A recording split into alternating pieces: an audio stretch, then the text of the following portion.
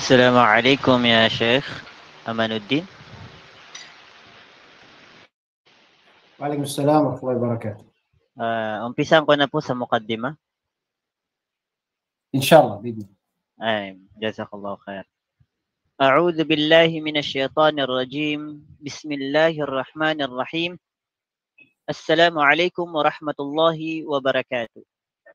Ngayong gabi ng Tuesday, tayo ay binigyan ni Allah ng pagkakataon upang magnilay, matuto at muling mapalapit sa Kanya. Sa katahimikan ng gabi, naway ang bawat salita ay maging paalala ng habag at gabay ni Allah sa ating buhay. At malugod po naming tinatanggap ang lahat ng nanonood at nakikinig dyan sa may Facebook Live at pati na rin po dito sa may Google Meet at especially sa ating butihing tagapagsalita na si Sheikh Amanuddin Pindiaman. At siya po ay kilala na isang da'iya sa kanyang kaalaman at malasakit sa ummah. Hindi na po natin papatagalin ang gabing ito. Ang oras ay atin na pong ibinibigay sa kanya. Ya Sheikh, falyatafaddal mashkuran ma'jura.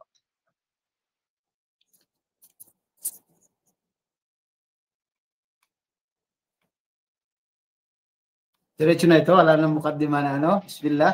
Okay na po yan, Sheikh. Bismillah.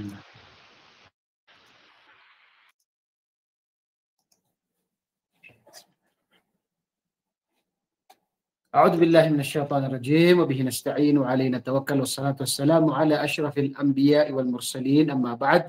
السلام عليكم ورحمة الله وبركاته sa inyong lahat. At alhamdulillah, una sa lahat ay tayo ay magpasalamat sa dakilang tagapaglikha dahil sa kanyang napakaraming mga biyaya na pinapagkaloob sa atin. At kabilang sa mga biyaya ni Allah subhanahu wa ta'ala ay nabilang tayo sa mga tao na nagsasaliksik ng kaalaman na kung saan ito ay isa sa pinaka tanda ng pagmamahal ni Allah subhanahu wa ta'ala sa kanyang alipin. At ang paksa natin sa mga oras na ito na napili po ng ating mga kapatid ay ang pag-iingat sa dangal ng kapatid natin na Muslim. Pag-iingat sa dangal ng Muslim sa kanyang kapwa Muslim. Kung titingnan natin, mga kapatid, ang relihiyong Islam ay napakagandang relihiyon. At ang mga propeta ni Allah subhanahu wa ta'ala ay mayroong pinakadakilang mensahe at na hindi pwedeng magkahiwalay. Ang dalawang mensahe na ito ang dala ng lahat ng propeta. Ang pinakauna rito ay ang tauhid. Na sinabi ni Allah sa banal na Quran, وَلَقَدْ بَعَثْنَا فِي كُلِّ أُمَّةٍ رَسُولًا أَنِ اعْبُدُوا اللَّهَ وَاجْتَنِبُوا الطَّاغُوتَ. Na sinabi ni Allah sa pinakamalapit na kahulugan, tunay na kami nagpadala ng mga propeta sa mga sugo sa lahat ng nasyon na para sambahin lamang si Allah subhanahu wa ta'ala at umiwas sa mga gawain na paglabat. At ganoon din, syempre yan ang pinakabuod ng mensahe ng lahat ng propeta. Lahat ng propeta ay nagkakaisa sila sa mensahe na ito. At pangalawang mensahe ng mga propeta na ito ay hindi pwedeng mawala ay ang tinatawag na al-akhlaq. Ibig sabihin ang mabuting pag-ugali. Ang mabuting pag-ugali. Kaya ang propeta sallallahu alaihi wasallam sa hadith na kanyang sinabi na ako ay sinugo upang kumpletohin ang mabuting pag-uugali. At tinanong si Aisha radhiyallahu anha kung ano ang kanyang kaugalian at sinabi ni Aisha radhiyallahu anha ang Quran. So dito, meron tayong dalawang bagay na kung saan ang dalawang mensahe, which is ang tauhid ang pinakauna at hindi po pwede na tinatawag na may tauhid at mawala itong tinatawag na akhlaq. Kaya makikita natin mula sa panahon na unang mga propeta hanggang sa panahon na natin ngayon, hanggang sa araw ng paghukom, ang zina ay haram. Ang zina ay haram. Hindi pwede maging halal. Ganon din ang pagnanakaw ay haram. Ganon din kaya nga pinarusahan ang kaum Lut. Bakit? Dahil yung tinatawag na mga tao ay karamihan sa kanilang mga kaum ay lalaki nagkakagusto sa kapwa lalaki. Subhanallah. Ganon din na itong tinatawag na mga dakilang pag-ugali ay kasama ito sa kaakibat o kasama ito sa dala ng mga propeta. Yan ay tinatawag na mula sa naunang mga propeta hanggang sa huling propeta, si Propeta Muhammad sallallahu alaihi wasallam, ay nandiyan po yan. Ang pinakadakilang mensahe, ang tauhid o kaisahan ni Allah, at nandiyan ang pangalawang pinakamahalagang bagay, ang tinatawag na mabuting pag-ugali. Kabilang sa mga turo sa atin ng Islam, sa mabuting pag-ugali, which is kung makikita natin na isa ito sa kainaman ng Islam, isa ito sa pinaka makikita natin na kagandahan ng Islam. Kaya pag nagpapaliwanag tayo patungkol sa Islam, ay kahit yung 5 haligi, napakaganda po yan ipaliwanag. Kapag pinaliwanag natin yung tinatawag na haligi, 5 haligi ng Islam, nakasama dyan yung kanyang pag-ugali. Hindi niyo ba napapansin na inna salata tanha 'anil fahsya'i wal munkar? Tingnan mo, yung pagsamba, ang 5 haligi sa Islam, ay nagtuturo ito ng mga mabuting pag-ugali, which is itong 5 haligi ng Islam. Halimbawa, sa tinatawag na sala, inna salat tanha 'anil fahsya'i wal munkar, katotohanan ng sala, pinagbabawal ng mga karumal-dumal na gawain, mga masamang gawain. Tapos pag pumunta tayo sa pag-aayuno, sinabi ni Propeta sallallahu alaihi wasallam sa isang hadith na hindi kailangan ni Allah subhanahu wa ta'ala ang pagkagutom ng isang tao kung hindi na iwanan ang kanyang mga gawain na masasama. Kung pupunta naman tayo sa tinatawag na zakat, ganun din. Ganun din yung tinatawag na zakat, na tinuturuan tayo na mabuti pag-ugali, na kung saan ang sinabi sa banal na Quran ay huwag tayo magbibigay ng sadaka, huwag tayo magsasalita ng masama kapag tayo ay magbibigay ng sadaka. At iba pa, napakarami. Sa Hajj, punong-puno naman ng aral ang Hajj. Subhanallah, punong-puno ng aral ang Hajj. Lahat ng mga haligi na ito, na dakilang haligi ng Islam, ay may kaakibat ito na kung saan tinuturuan tayo ng mabuting pag-ugali. Kaya po, kapag nagpapaliwanag tayo ng Islam, ay isa po ito sa pinakamagandang ipaliwanag natin, na kung saan ay meron to yung tinatawag na mga mahasinul Islam. Nandito po yan Nandito po yan yung mga mahasinul Islam. Alhamdulillah. Mga kapatid sa pananampalataya, ang Islam po ay dakilang relihiyon. Ang Islam ay dakilang relihiyon na kung saan isa po sa dapat nating pasalamat kay Allah subhanahu wa ta'ala ay tayo kanyang ginabayan sa relihiyon na ito, at tayo ay hilingin natin kay Allah subhanahu wa ta'ala na tayo ay maging matatag dito, at hilingin natin kay Allah subhanahu wa ta'ala na tayo ay mamatay na mga Muslim. Kaya nga, palaging sinasabi yan sa khutbah, ya ayyuhalladhina amanu taqullaha haqqa tuqatih wa la tamutunna illa wa antum muslimun. O kayong mga mananampalataya, katakutan niyo si Allah subhanahu wa ta'ala, tunay na pagkatakot, at huwag kayong mamatay. Huwag kayong bawian ng buhay, maliban na kayo ay mga Muslim. Dahil ang Islam ay dakilang relihiyon. Subhanallah. Subhanallah. Napakaganda ito. Kailangan natin maintindihan. Kailangan natin palawakin ang ating kaalaman sa Islam. Mga kapatid, alhamdulillah, ang ating relihiyon ay napakaganda. At tinuruan tayo ng maraming mga pag-ugali. At kabilang sa mga pag-uugali na ito ay ang pangangalaga sa dangal ng kapatid natin na Muslim. Ang pangangalaga sa dangal ng kapatid natin na Muslim. At ang Propeta Muhammad sallallahu alaihi wasallam siya ay nagpaalala sa pinakadakilang bagay na ito ang pangangalaga sa dangal ng isang Muslim. Saan? Sa Hajjatul Wada.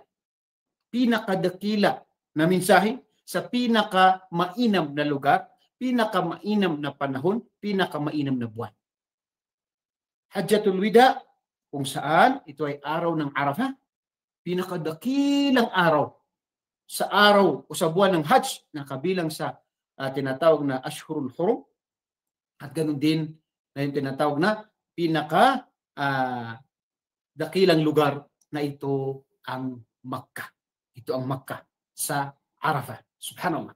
At dito ay sinabi ni Propeta sallallahu alaihi wasallam kasama sa kanyang mga sermon, yung kanyang mga payo sa mga sahaba, sinabi niya na inna dima'akum wa amwalakum وأعراضكم حرام عليكم كحرمة يومكم هذا في شهركم هذا في بلدكم هذا. Ito po sa hadith Imam Muslim at Imam Bukhari. Sinabi ni Propeta sallallahu alaihi wasallam na katotohanan ang inyong mga buhay, mga dugo, buhay, at inyong mga kayamanan, at inyong mga dangal, ay ito ay sagrado. Haram ito, ay pinagbabawal sa tao na ito ay kunin niya o saktan niya. Ito apihin niya. So ito ay sagrado. Katulad, sinabi ni Propeta Muhammad sallallahu alaihi wasallam ng pagiging sagrado ng araw na ito, araw ng Arafah. Ganon din sa buwan ng Hajj at ganon din sa lugar na ito ang Arafah na napapaloob sa Makkah. So dito makikita natin kung gaano kahalaga, pinahalagahan ni Propeta sallallahu alaihi wasallam ang pangangalaga sa dangal ng kapatid natin na Muslim. Dahil yan ay tinatawag na binanggit niya sa pinakamainam na lugar, pinakamainam na panahon, pinakamainam na tinatawag na buwan. Ito ay mga tanda lamang sa pagiging dakila ng bagay na ito.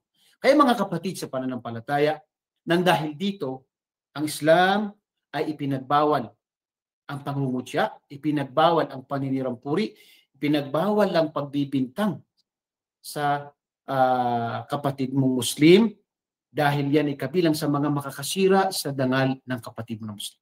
Sinabi ni Allah sa Banal na Quran, Ya ayyuhalladhina amanu la yaskhar qaumun min qaum. O kayong mga manampalataya, huwag kayong mangutya sa kapwa nyo o sa ibang nasyon, sa ibang nasyon. Huwag kayong mangutya. Nung nag-away ang sahaba at saka kasama doon si Bilal ibn Rabah, sinabi ng isa sa kanila, sinabi niya kay Bilal ibn Rabah na siya ay tinatawag na yung dahil sa kanyang balat na maitim, at binanggit niya itong salita na ito, at subhanallah, sinabi sa kanya ni Propeta sallallahu alaihi wasallam na ikaw ba ay bumabalik sa gawain ng jahiliya? Dahil yun ay gawain ng jahiliya, gawain ng kamangmangan, pangungutya. Kabilang yan sa pagsira sa dangal ng kapatid natin na Muslim, yung pangungutya. Subhanallah. Kabilang din doon, paninirampuri. Sinabi ni Allah, kabilang ito sa aya nito, kasunod niya, wala yaghtab ba'dukum ba'da ayuhibbu ahadukum ay ya'kula lahma akhihi maytan fakarihtum. Hinaling tulad ni Allah subhanahu wa ta'ala. Pinagbawal dito yung paninirampuri. At pagkatapos hinalintulad niya na gusto niyo ba na kainin ng isa sa inyo ang laman ng kapatid niya na Muslim? Kapatid niya na ito ay kinamumuhian ninyo, pero ito ay gusto niyo na gagawin ninyo. Subhanallah. Hinalintulad ito ng pagkain sa laman ng kapatid. Subhanallah. So ito ay malaking kasalanan, yung tinatawag na paninirampuri. Ganun din, yung mga katulad ng pagbibintang. Katulad ng pagbibintang. Na kung saan sinabi ng Allah sa Surah Al-Ahzab, وَالَّذِينَ يُؤْذُونَ الْمُؤْمِنِينَ وَالْمُؤْمِنَاتِ بِغَيْرِ مَا اكْتَسَبُوا فَقَدْ احْتَمَلُوا بُهْتَانًا وَإِثْمًا مُبِينًا. Sila na mga inaapi nila.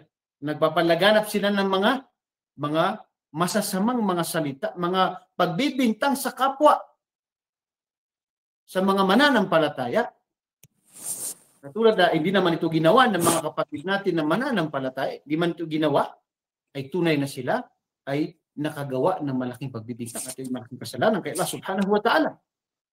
Mga kapatid, ang kwento ni Aisha radhiyallahu anha ay isa sa pinaka kwento na kung saan ay makikita mo kung ano ang tao, ano yung tinatawag na naranasan ng isang babae na kung saan pinagbintangan siya na wala siyang kasalanan. At ito ay ibinaba mula kay Allah subhanahu wa ta'ala ang talata na siya ay inosente at walang tinatawag na walang ginawang kasalanan si Aisha radhiyallahu anha.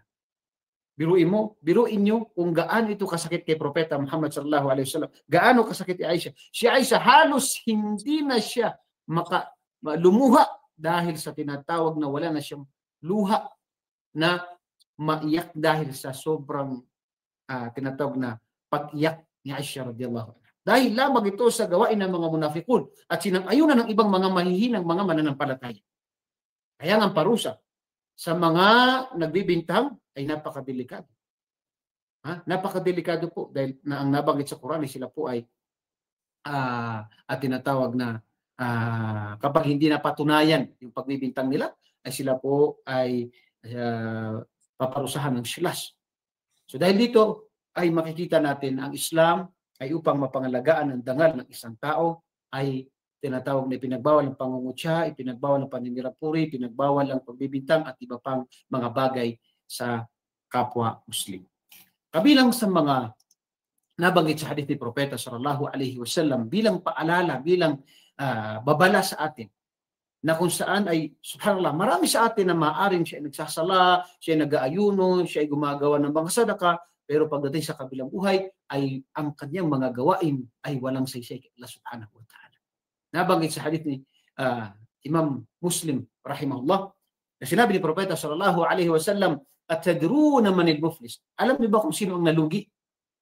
At ang sagot ng mga sahaba, ang nalugi ay ang nawala ang kanyang kayamanan, walang kayamanan. Ngunit sinabi ni Propeta sallallahu alaihi wasallam, "Innal muflisa min ummati man ya'ti yawmal qiyamati bi salatin wa siyamin wa zakatin wa ya'ti qad shatama hada wa qadafa hada wa akala mala hada ila akhir." Sabi ni Propeta sallallahu alaihi wasallam, ang tunay na nalugi ay sa aking umma ay siya na darating sa kabilang buhay na mayroon siyang mga sala na mga sunna, mayroon siyang mga pag-aayuno, mayroon siyang mga zaka, mayroon siyang iba mga gawain na mabubuti. Pero darating ang mga tao. Nakapila ang mga tao. Bakit sila dumating? Sabi dito, qad shatama hada wa qadafa hada wa kalamana hada wa safaka dama hada. Anong pinaka-summarize nito? Siya ay nang-api, siya ay nanakit ng kapwa niya. Salita man, pananakit man, pang-aapi man, kinuhang kayamanan, o anumang klase ng pang-aapi sa kapwa, salita man yan o gawain man yan, lahat yan ay papasok sa tinatawag na bagay na ito. Kaya, ang sinabi sa hadith, فَيُعْطَى هَذَا مِنْ حَسَنَاتِهِ. Yung mga nakapila na yon ay bibigyan sila mula sa kabutihan ng tao na ito. Kaya wala nang matitira sa kanyang mga kabutihan. At kapag naubos ng kanyang kabutihan, at meron pa rin nakapila doon, ay ang mga kasamaan ng mga tao na ito, kung may nagawa silang mga masasama, ay sa kanya mapupunta. Mga kapatid, delikado ito. Ito ay babala sa atin. Na kung sabi, binanggit niya rito ang mga klase ng pang-aapi sa kapwa, pananakit sa kapwa, at lahat po yan ng klase. Kahit yung salita, ay yan po, salitang masama, ay tinatawag na papasok sa hadith na yan. Kaya makikita po natin sa isang hadith na isinalaysay ni Imam Ahmad rahimahullah, na kung saan sinabi ng isang sahaba, "Ya Rasulullah, fulana tasumun nahar wa taqumul layl, walakin tu'di jiranaha." Qala Nabi sallallahu alaihi wasallam, "Hiya finnar." Sa hadith, sinabi ng sahaba na, "Ya Rasulullah, usugo ni Allah si fulana, isang babae," which is ito ay ang usapan dito yung tinatawag na gawain. Gawain, hindi yung tinatawag na specific na genes ng tao. Okay? Si fulana, isang babae, nag-aayuno sa umaga at nagsasala sa gabi. Biruin mo yung pagsamba na yan, kakaunti lang gumagawa sa panahon ngayon, yung nag-aayuno sa umaga at nagsasala sa gabi. Yan ang palagi niyang gawain. Pero, tu'di jiranaha, siya ay nang-aapi, nananakit sa kanyang kapitbahay. Ano sinabi ni Propeta sallallahu alaihi wasallam? Sinabi niya, "Hiya finnar," siya ay sa impyerno. Subhanallah. Siya ay sa impyerno. Hindi nakapagbigay ng kabutihan sa kanya yung tinatawag na mga gawain niya. Bakit? Dahil yan ay tinatawag na masama sa kanyang kapitbahay. Yung salita at gawain niya na pang-aapi, pananakit sa kanyang kapwa, lalo na kasi pumapasok dyan yung paninira sa dangal ng kapatid mo, pumapasok dyan sa mga hadith na ito. Ganon din sa unang hadith. At dahil doon ay ang kanyang parusa ay impyerno. Mga kapatid, marami sa atin na hindi niya alam yung tinatawag na dapat pangalagaan at dapat iwasan. At wajib ay yun ang pinakaunahin natin at yung mga sunna ay yun ang isusunod natin. Katulad na nabanggit sa hadith, kung titingnan natin siya ay nag-aayuno sa umaga ng mga sunna na pag-aayuno at siya ay nagsasala ng mga sala sa gabi, which is pinakamainam na gawain, kabilang sa pinakamainam na gawain ng pagsasala sa gabi, kung saan ang mga tao ay natutulog, pero ito ay mga sunna na gawain. Pero ang kapitbahay ay obligasyon ng isang Muslim na maging mabuti siya sa kanya. Kaya nga, sinabi ni Propeta sallallahu alaihi wasallam, hanggang sa ang akala ko ay si Jibril alaihi salam ay utusan ako na magmana ang aking kapitbahay dahil sa laki ng karapatan ng kapitbahay sa akin. So dito, bilang pangangalaga sa kapatid natin, sa dangal ng kapatid natin, iwasan natin na magsalita ng masama, magbintang, tinatawag na manirang puri at iba pang mga gawain na makakasakit sa ating kapwa. Ganon din, ganon din mga kapatid, na meron po tayong utos sa Islam. Meron po tayong utos sa Islam na kung saan meron mga asal na dapat nating bigyang halaga. Pero kung asal, ibig sabihin ang natural, likas na dapat na gawin ng Muslim sa kanyang pamumuhay, sa kanyang kapatid na Muslim, ay mga bagay nito. Kabilang po dyan ay sinabi sa hadith ni Propeta sallallahu alaihi wasallam sa hadith ni Bukhari ng Muslim, man kana yu'minu billahi wal yawmil akhir falyaqul khairan aw liyasmut. Yan ang isa sa mga asal sa isang Muslim na dapat sa pakikitungo niya sa kanyang kapatid. Man kana, sino man ang naniniwala kay Allah at sa kabilang buhay, konektado po yan eh. Naniniwala kay Allah at sa araw ng paghukom. Dahil kapag hindi ka naniwala dyan, ay wala yung tinatawag na iman mo. Ay napakahalaga po yan. Falyakul khairan aw liyasmut. Kung ikaw naniniwala kay Allah at sa kabilang buhay, ay magsalita ka ng mabuti, o hindi ay tumahimik ka na lang. Asal ng isang Muslim na kapag wala kang masabi mabuti, ay tumahimik ka na lang. Sabi nga nila, the more na ikaw ay magsasalita, the more na ikaw ay magkakamali. Hindi po yung pinagbabawal ang magsalita. Pero ang sinasabi sa hadith na ito ay kapag ka wala kang masabing na tinatawag na mabuti, ay mas mainam na tumahimik ka na lang. Ganon din, sinabi sa hadith ni Imam Bukhari at Muslim na sinabi ni Propeta sallallahu alaihi wasallam, al-muslimu man salima al-muslimuna min lisanihi wa yadihi. Asal ng Muslim sa kanyang pakikitungo sa kanyang kapwa kapatid ay al-muslimu, ang tunay na Muslim, ay ang payapa sa kanya, ang Muslim, sa kanyang dila at sa kanyang mga kamay.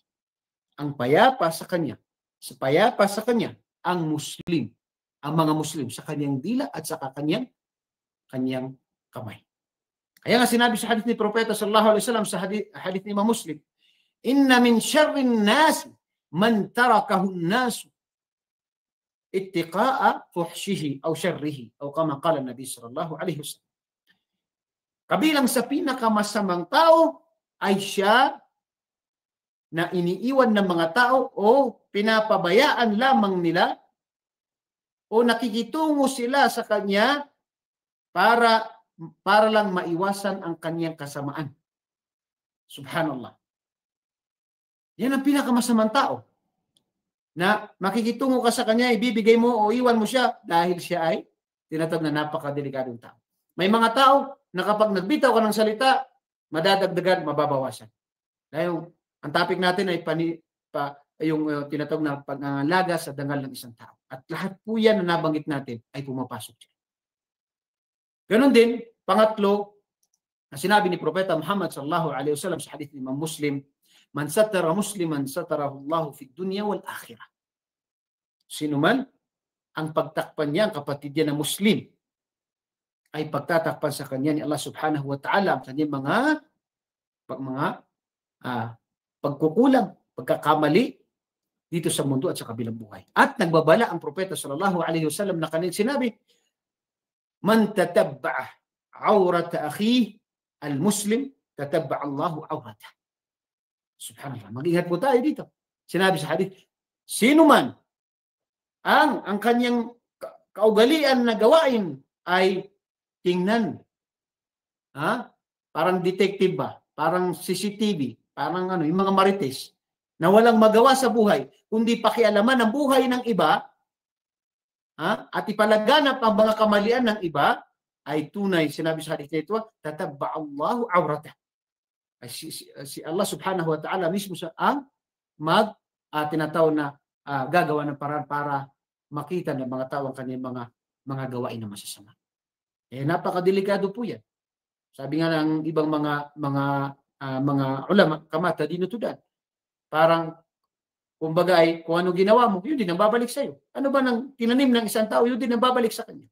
Kaya mga kapatid, kung pagbabasihan natin, titignan natin ang mga hadith na ito, ay tayo po ay pinapaalalahanan na maging mabuting Muslim, ingatan natin ang dangal ng kapatid natin na Muslim. At meron pong mga dahilan na kung saan ay dapat na ito'y iwasan natin dahil ito yung mga dahilan ng pagkakaroon o yung tinatawag na hindi pag-iingat. Naging dahilan ito ng tao na siya ay manira ng kanyang kapwa o dangal ng kanyang kapwa. Unang-una rito ay ang masamang pag-aakala. Masamang pag-aakala. Masamang pag-aakala sa kapatid. Puro tayo negative. Kaya, pag merong isa sa mga ulama na nabanggit na kung saan nagsala sila ng kanyang tatay. At nung sila ay magsasala sa gabi, ay nagsabi ang kanyang anak, sabi niya sa kanyang tatay, subhanallah, kung ang mga tao sa ganitong oras ay sila ay nagsasala, ay mas mainam sa kanila. Sinabi ng kanyang tatay, wallahi, mas mainam sa iyo na ikaw ay natulog kaysa nagsala ka, kasama ko, pero ikaw ay nagsalita ng masamang akala sa mga tao. Subhanallah.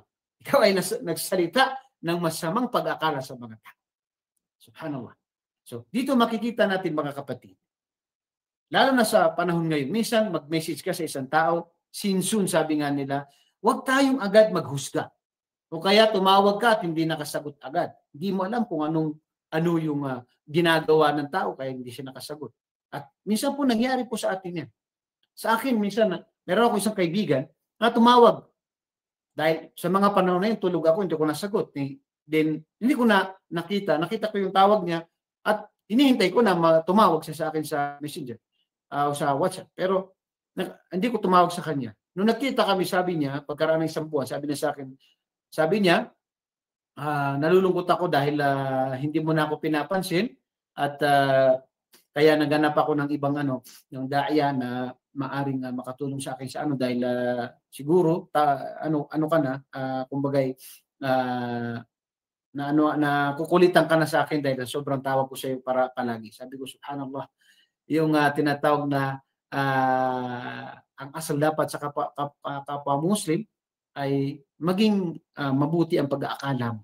At pinaliwanag ko sa kanya, sabi ko, hindi ka man nag-message, saka sabi ko, parang tulog ako sa panahon na yon. At sabi ko, dapat hindi mo ko husgahan. Subhanallah. Kaya pala, hindi na siya masyadong tumatawag. At sabi ko sa kanya, next time, pag tumawag ka, mag-message ka, ulit, hindi yung isang beses tapos So, ang masamang pag-aakala is ito sa dahilan ng magiging dahilan ng tao ay magsasalita o sisirain ang dangal ng kanyang kapatid. Magsalita siya si fulan. Subhanallah. Dahil sa masamang pag-aakala. Pangalawa ay yung pagkabilib sa sarili. Kapag isang tao ay nabilib siya sa kanyang sarili, which is nawa ay iligtas tayo ni Allah sa bagay na ito, napakadelikado yung pagkabilib sa sarili. Dahil kapag nabilib ka sa sarili, kaya makikita mo palagi na parang ikaw lang yung magaling. Parang ikaw lang yung magaling magdawa, magaling maglitsyo, magaling lahat. So, makikita mo, si fulan, wala, si fulan, ganito, si fulan. Subhanallah. Kaya, yung napakadelikado na bagay na yan, yung ujub. Kaya, tinatawag na napakalaking na pagsubok sa isang tao na dapat yung tawag dito, dapat yung labanan. Kaya nga palagi nating sinasabi sa meron isang mufassir na kanina pinaliwanag itong bakit yung pag binabanggit yung hayya ala salah, hayya ala falah, halina sa tagumpay, halina sa sala. Halina sa tagumpay, halina sa sala. Bakit sinasabi natin la haula wala quwata illa billah? Hindi natin sinusunod katulad ng Allahu Akbar, la ilaha. Katulad hindi natin sinusunod yung sinasabi ng muaddin.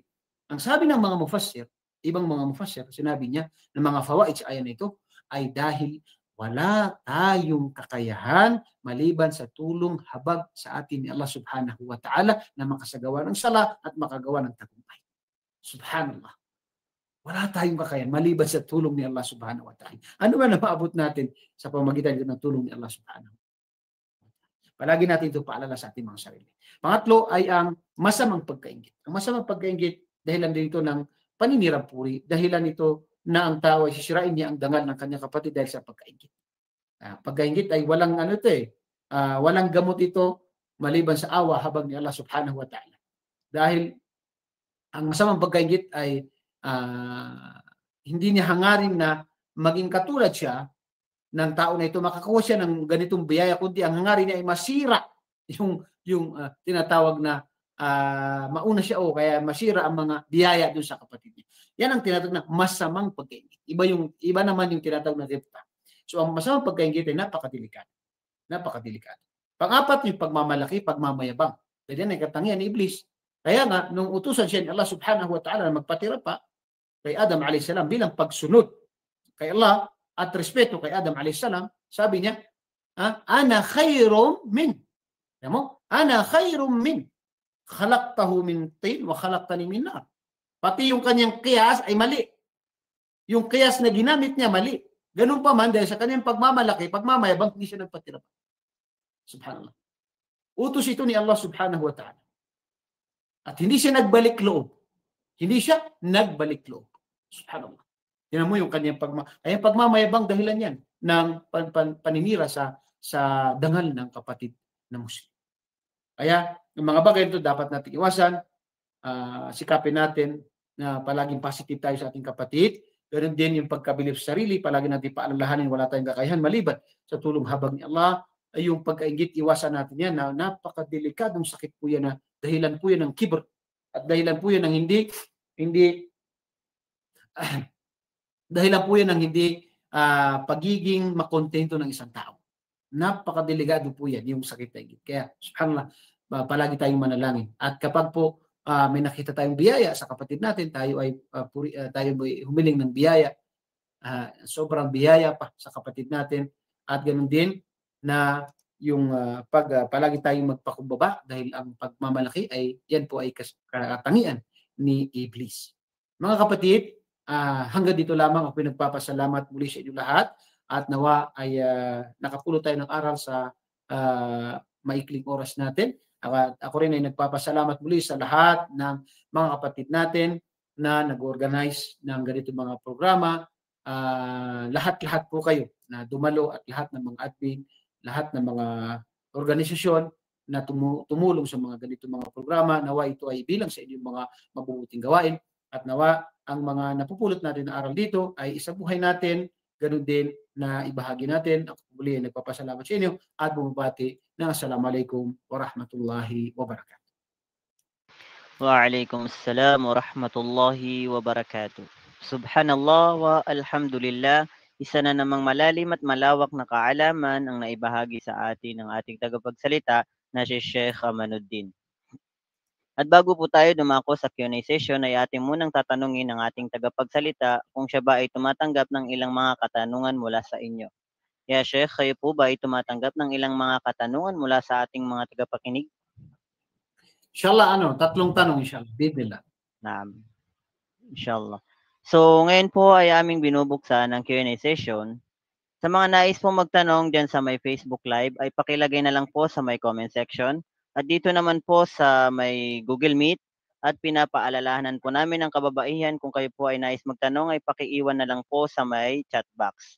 At sa mga kalalakihan naman po, ay maaari po kayo magtaas ng inyong mga virtual hand upang direktang magtanong kay Sheikh Amanuddin. Hanggang 3 lamang po ang kanyang tinatanggap na katanungan, so kami po ay maghihintay. Naam, falyatafaddal ya Hasim Karim.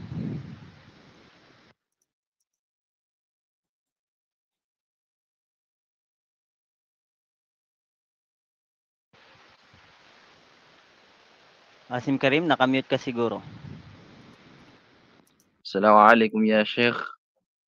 Ang katanungan Salam. ko po ay halimbawa ako po ay dati isa po akong makasalanan tapos ngayon ay kumbaga nagbalik loob ako sa Allah. Tapos may mga kaibigan ako na ano po, mga dati din kumbaga mga mangmang or halimbawa mga nagasala.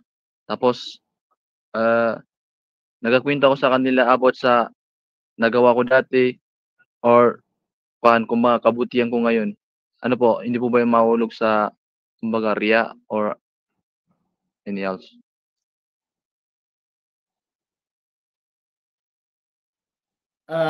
Ang isang tao, Allahu alam, ang isang tao kapag tayo ay nagbalik loob kay Allah subhanahu wa ta'ala, sa mga ayat, sa mga hadith ay nababanggit na tayo ay pinapatawad ni Allah subhanahu wa ta'ala. At pagdating sa paggawa ng mga mga past ng isang tao ay mas mainam na lalo na sa mga bagay na maaring kasi tawag dito, maaring maging ano lang isang tao ba, hindi magandang mga nagawa ng isang tao sa kanyang buhay bago siya nagbalik loob, hindi na maganda na ito ay ikinukwento pa. Maliban na lamang kung sa tinatawag na sa tulad ng sinasabi mo na pagdadakwa, kung ikaw ay magpapayo, halimbawa, pero iwasan pa rin yung mga bagay na yung tafsil. Ibig sabihin, yung ikwento mo yung lahat ng bagay. Kasi ito ay tayo tinakpan ni Allah subhanahu wa ta'ala sa ating mga pagkakasala, katulad halimbawa ko lang sa zina. So hindi na dapat na sabihin na ako'y nagsina, ako'y nagano, hindi siya nararapat kasi ito ay tinakpan ni Allah, nagbalik loob ka, so hindi na dapat. So kung ang ibig mo namang sabihin ay ako ay dating gumagawa ng mga gawain na masasama, ganito, at ako'y biniyaan ni Allah subhanahu wa ta'ala, nagbalik loob kay Allah subhanahu wa ta'ala, at syempre gusto mong sabihin sa kanila na ang pagbabalik loob ay bitafsil, hindi pwede yung bitafsil, kundi ang ano mo lang doon ay iparating mo sa kanila na ikaw ay dating nagkasala, pero ito'y iniwan mo na, alhamdulillah, at ikaw ay ginabay ni Allah subhanahu wa ta'ala. Yung doon naman sa riya, nakadepende po ito sa niya ng tao. Hindi naman sa lahat ng bagay nakadepende po yan kung bakit mo sinasabi ang bagay nito. So ito ang riya o gawain nito ay papasok sa tinatawag na a'malul qulub. Ito ay sa gawain ng puso na hindi pwedeng husgahan ng isang tao kung ano man ang niya. Pero sa pagsasabi ng mga bagay ng mga bagay na nauna, halimbawa sa atin sa akin halimbawa, noong first year college ako, halimbawa sinasabi ko ito palagi na hindi ako dire-diretsong nag-aral ng kundi nag-second year college ako sa Maynila bago ako nakapag-aral ng Baguio. So kapag may mga pinapayuhan ako na mga kamag-anak ko, mga kapatid ko, mga ganyan, sinasabi ko sa kanila dati na ang pagkakaroon ng mga girlfriend, boyfriend, mga ganitong mga bagay ay wala kayong mapapala dito. Katulad sa mga kababaihan, palagi ko itong sinasabi. Bakit? Na sinasabi ko sa kanila na katulad na sinabi ni Kakasali na naway pangalagaan siya ni Allah. Hindi ko alam kung ano mga issue sa pero ang ko lang. Sinabi niya na ang lahat ng lalaki ay sinungaling. Pwede magsabi ng I love you. So, ang tinitingnan natin dito, sa katotohanan, karamihan ang lalaki ay magiging totoo lang siya kung totoo na aakyat siya sa inyong bahay na ikaw ay papakasalan. Totoo po yan. Sinasabi ko sa kanila, ako meron akong mga naging girlfriend sa panahon na, yun, doon. Pero hindi ko tinatafsil. Hindi ko sinasabi yung mga nagawa kong haram, Which is sa kabataan ko, dumaan ako dito, nagkaroon ako ng girlfriend at sinasabi ko sa inyo, wala po itong ito ay wala kang mapupulot dito, pinapaasa ka lang ng lalaki, o ang lalaki ay kung gusto ka ng lalaki, ay aakyat sa inyong bahay. So, bilang paghahambi, bilang ano, is general lang. Hindi tayo pwedeng mag-ano kasi subhanallah, isa sa mga nabanggit sa hadith na hindi titingnan ni Allah subhanahu wa ta'ala sa araw ng paghukom ay mga tao na gumawa ng kasalanan sa gabi at lantaran itong sinasabi sa mga tao. Tinakpan ni Allah sa kanya, pero which is makikita natin na ngayon, makikita sa mga kabataan ngayon ay parang naging natural. Kung wala kang boyfriend, wala kang girlfriend, hindi ka tao. Parang ganun. So, which is hindi totoo. Mali yun. Yun ang, in general, pag mag-ano tayo, mag-advise tayo, yung hindi yung, ano natin yung sarili natin. Hindi yung, babanggitin natin yung mga nagawa natin ng mga kasalanan. Hindi. Ang pinaka-ano lang natin ay, tulad nung isang kapatid natin na dumaan na kami dyan sa mga New Year, sa mga birthday, sa mga ganito, iniwan namin dahil nag-Muslim kami. So in general, ganun. In general. Wala tayong problema doon in general na ano para payuhan ng mga tao. Pero tafsil hindi pwede. Hindi siya dahil ito ay kapintasan ito sa isang tao. At yung kasalanan hindi dapat na sinasabi pa. Hindi pa pinapaliwanag sa mga yung mga nagawa. Na. Aywa ya Sheikh, jazakallahu khair. Pangalawang katanungan mula sa ating sister. Assalamualaikum warahmatullahi wabarakatuh. Ask ko lang po, Ustad. Nagkaaway po kami ng kapatid ko dahil sa pinagsabihan ko siya sa bagay na labag sa utos ng Allah. Ito yung pakikipagrelasyon sa babae. Babae to babae. Tapos siya, Ustad, sobra na po, 1 month di kami okay po, Ustad. Dahil po sa hak na pinapayag ko na sira relation namin magkapatid. Naam ya Sheikh. Hada fakat.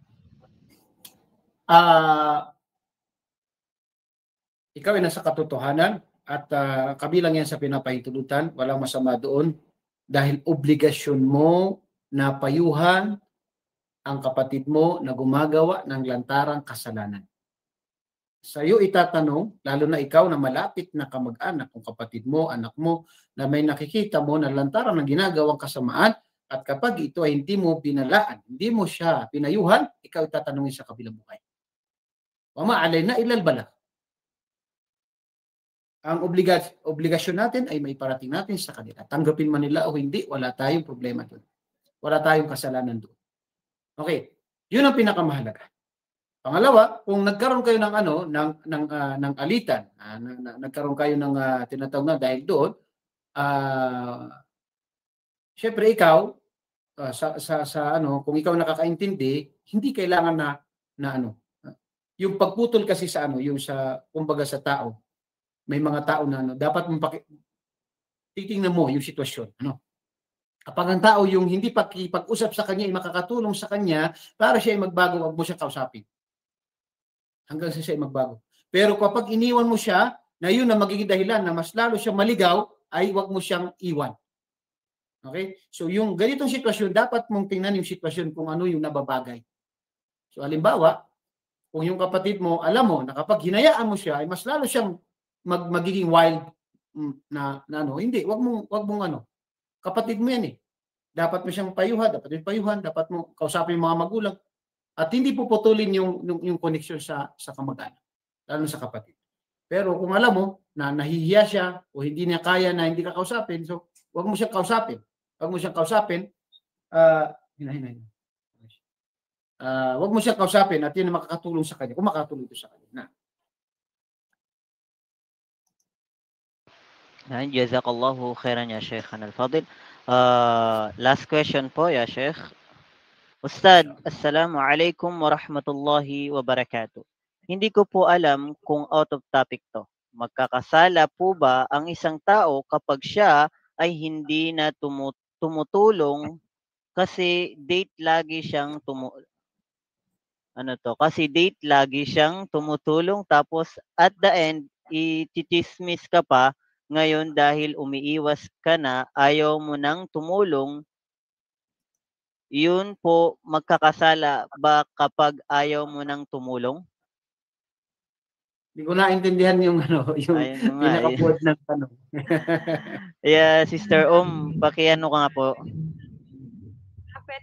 Okay. Ibig sabihin Ay, sabi na lang daw na Sheikh, okay lang po ba?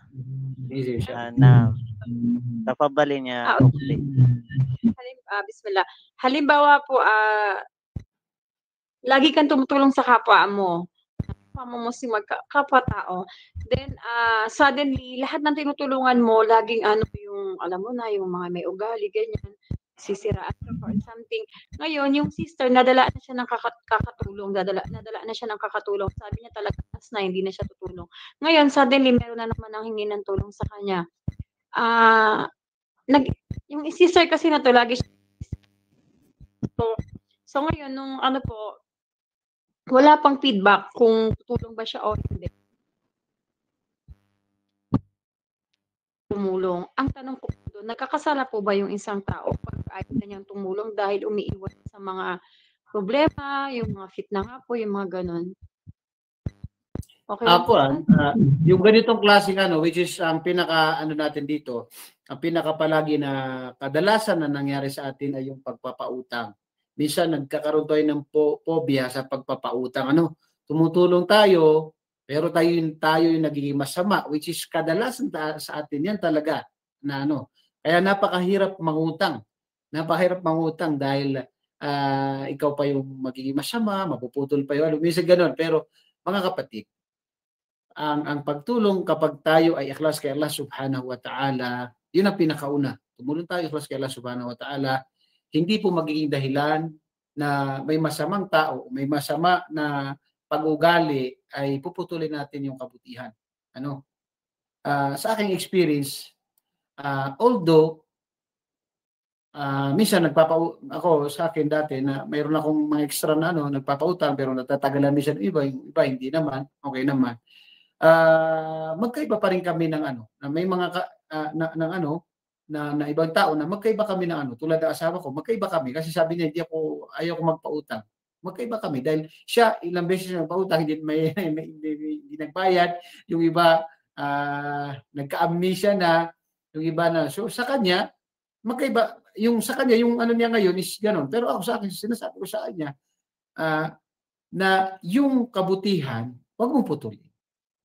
Pero alam mo, may mga specific na mga tao na kapag pinautang mo yan, hindi na talaga magbabayad yan. So dapat maging ka na Maging ka na siya, na alerto ka na. Halimbawa, palod ako ng 20, wala nang bayad yan, alam mo na yan. So, pagdahilan ka na kung ayaw mo magka-problema. Pero may mga tao naman na nagbabayad. Wala tayong problema doon. Kasi gantimpala yan kay Allah Ayun yung tinatawag na karthasan. Yung, lalo na pagtulong sa kapwa, sa mga nangangailangan. So yan ay sadaka, yan ay pagtulong sa kapwa. Sinabi sa hadith, sino man ang pag-aanin niya sa kanyang kapatid, ang kanyang bagay na tulungan niya ay pagagaanin sa kanina Allah Subhanahu wa Ta'ala sa araw ng paghukom. Napakaraming gantimpala yan. So kung mayroon ka ng issue sa isang tao, umiwas ka. Wala masama doon. Hindi naman obligado na. Pero wag naman yung dahil sa isang tao ay totally pinutol mo na yung kabutihan. Hindi ganoon. Sa ibang mga tao, mag-ingat ka na. Okay? Pero sa pangkalahatan, hindi po. Dahil ang kabutihan, nandiyan pa rin yan Nandiyan pa rin yan. Kailangan na lang tayo. Maging maingat lang. Ganun, maging maingat lang. Inshallah. Nandito lamang inshallah kapatid sa lahat ng sa susunod lang oras inshallah. Kasi meron pa akong mga program inshallah. So ako yung humingi sa inyo ng paumanhin sa mga sunod na oras inshallah. Ako yung nagpapaalam na sa admin at saka sa moderator at saka sa Ako yung bumabati sa inyo. Assalamualaikum at humingi ng paumanhin. Assalamualaikum. Waalaikumsalam warahmatullahi wabarakatuh. Alhamdulillah, naway maging ilaw at gabay ang ating natutunan ngayong gabi. Hindi sapat ang kaalaman kung hindi ito isa sa buhay. Gamitin natin ito upang lalo tayong mapalapit kay Allah Subhanahu wa Ta'ala. At kami po ay nagpapasalamat sa mga dumalo ngayon. Maraming salamat po sa inyo. At kami po ay humihingi ng pasensya sa mga nagtanong na hindi nasagot. Inshallah, ipakilista na lang po natin at sa susunod na muhadir ay itanong natin. So pasensya na po at pasensya na po kay Ukhti date pagtuloy na basa ko. So hanggang dito na lang. Wassalamualaikum warahmatullahi wabarakatuh. Waalaikumsalam warahmatullahi